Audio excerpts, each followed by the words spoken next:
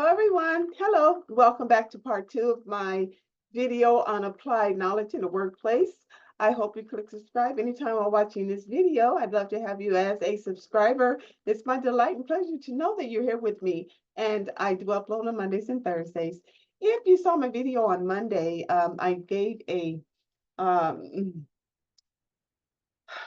my input on applied knowledge in the workplace and how very important it is that we are properly trained and that we are able to transition the training that we had, whether that's in front of a video monitor or in front of an actual person, or if it's just a cross training with a supervisor, and we're able to take that information from what I call format to the field. So format on the paper, format from the video, format from cross-training into the field of reality as you actually perform at work. In this piece, I'd like to address what I find to be a common component to that, and an expectation that is actually irrelevant, I think, to performance, particularly if you're not like a salesperson. It would be helpful, I think, as a salesperson, but if you're not, and many of us aren't, I don't think it's as relevant as we tend to put emphasis on. So this is what I mean by that.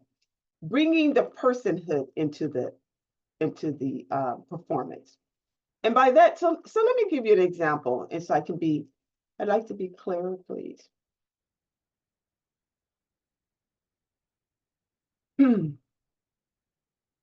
What I mean by bringing your personhood into the performance is that many times supervisors are wanting to take the results of a high performer and transition that into lower performers and get a greater result for themselves by way of their department and their output. And each of those high performers and low performers have had the same training, the same material, often the same years of experience, but they still have different results. And a manager will come to me many times and go, I don't know why they have the same information as, let's say, Joe and Susie. They have the same information as Joe. They went through the same training. I've given them and all the same tools. How come they can't do it if she can do it? And it had gotten to the point to where I began to ask myself, why to then? Why? I often have to come up with a lot of scenarios by which general life experience can help me. And for that, I say this. You cannot be upset with your child who gets straight A's when they finally get a B.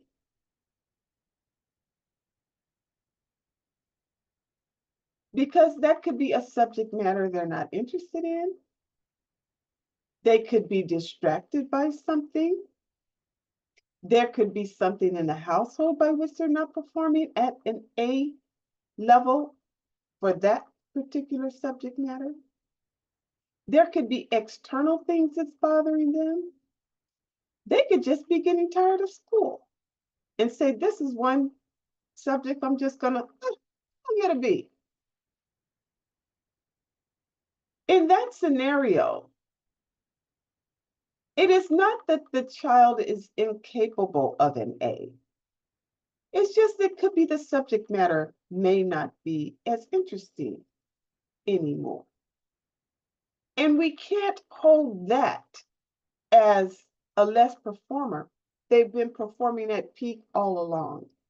And so we have to be very careful, particularly in the workplace, when we set an expectation that's so high, when a person that's a high achiever is no longer right there anymore, but just drop down a little bit, to go after that person and demotivate the total effort, is what I'm saying. So that's one thing. The second thing is byproduct comparison. So Susie to Joe, or Henry to Keith, two different people that have the same training. It could be what they bring into it. their drive, their interest, is those are internal components. You can't force a person to be as interested. That may just be a part of that, as the school example, that may be a part of that subject matter that person doesn't like in their job. Not everything on a person's job description will they absolutely love every day. Well, this is nonsense. This is nonsense. So that's number two. Number three is, to me, the most important, most vital, and most separating, I'd say separating expectation, unrealistic expectation, most common expectation.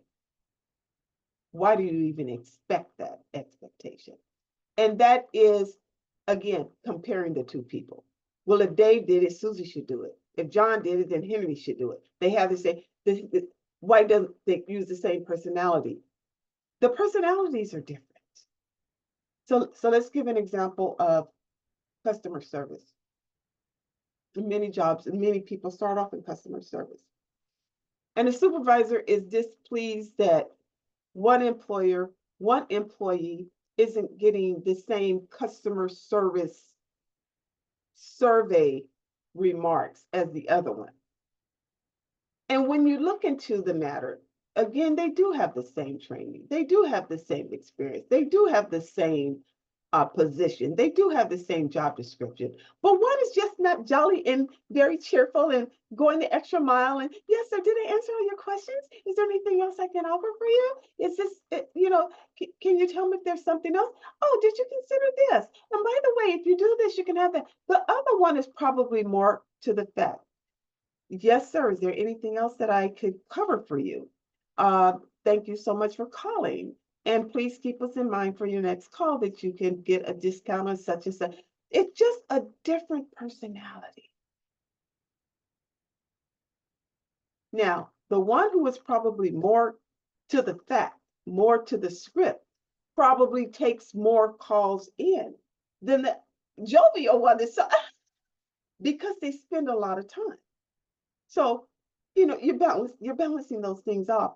I just really would love to see more supervisors, particularly leads and supervisors, anyone who would be doing a performance appraisal on someone else. Not expect the personality all the time. Some people just don't have that personality. Have you heard of the difference between extrovert and introvert? Have you heard the difference of the Myers-Briggs results, personality results? Did you know there's a difference between, NTSJ and INTSJ and all of, do you understand that in the workplace?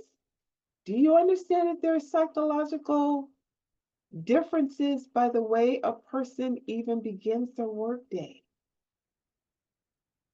Did we know that? Do you know that there's behavior molds and behavior modifications that will tell you how a person performs at their peak? Meaning some people are early birds as we know it, and some are night owls as we know it. And if you put a night owl in an early bird position, they won't be happy. Oh no, they won't be happy.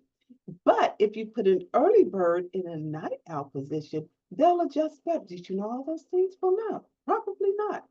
Because these are things that most of your personnel people, most of your HR manager levels and above, they're the ones who are needing to, I wasn't going to say explain because we don't really explain that. Educate themselves on, I'll put it that way. So they can understand the different components. Work ain't just work. Work is personality. Work is engagement. Work is get along ability. Work is often stressful. This is why we say work-life balance. And then people make this ridiculous comment like, what do you do for work-life balance? And what do you do for fun? Well, half the time I'm here because y'all won't let me get my work done. Really. So keep in mind that we have different personalities for work. And We shouldn't expect someone to be a higher performer in an extroverted position when the person is an introvert by default. They're in the wrong position. Reposition them, and I get reposition them, and I guarantee you their performance will improve. And so will your happiness. You won't be so frustrated. Oh, there's that word. Y'all know I don't like that word, frustrated. So will your challenges. Okay, so let's just learn to apply our knowledge properly. Check, check before you send it off. Spell check is your best friend. Before you click send on that email, that's all I can say. All right, so do that. I love you. If you've gotten this far, please click subscribe. Bring a friend with you next time, and I'll see you next time. Enjoy your work week. Share your knowledge. Bye. Be kind.